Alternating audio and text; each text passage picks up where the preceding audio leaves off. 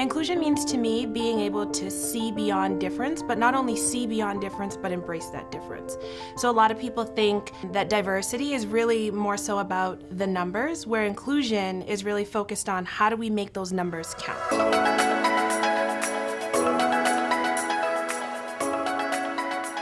So to me, inclusion is kind of like a welcoming party, in the sense I want to be able to walk in the room and feel that excitement from everyone around me and feel like I belong. I also look at it as like a basic right that I feel like I should have in any environment and place that I walk into. So that feel that I'm heard and that I'm wanted and that I'm not just the diverse person in the room. I think more than means that you don't always have to be shoved into one category. So you can be a technical mind and also play the Spanish guitar. You can have a lot of friends but also need your personal space. You could be an actor but also a fantastic mathematician. There's no one category that you should be pushed in for your whole life.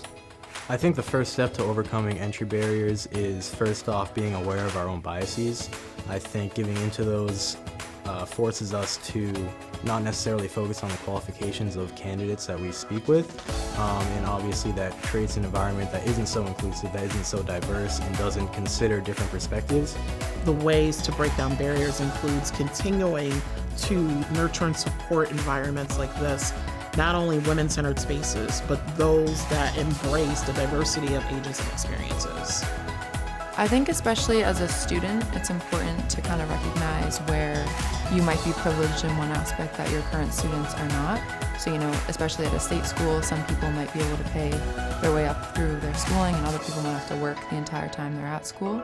So recognizing the strengths and weaknesses with your friends and colleagues and knowing that they might have struggles that you don't have and being there for them and helping coach them through them. So it's very important to watch closely who's talking and who's not, because the folks that are waiting are not bringing their best ideas forward. More times than not, if you create an environment of trust and respect and you give folks variety of opportunities to contribute, they'll make a mark and they'll appreciate the opportunity to make that mark. So if you want a safe work environment, you set that expectation from day one. If you want an environment that values all people, you set that expectation from day one. It's a non-negotiable. So I think having a good understanding of diversity, having a good understanding of how to create inclusive spaces are imperative to anyone that wants to work in the organizations of the future. Not every situation is going to be the same for everybody.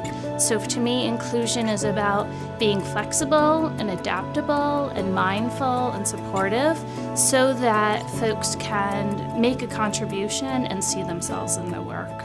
To give people their voice. I'm not sure you can give someone their voice as much as you can create a space, a culture, an environment where people feel comfortable being their authentic self.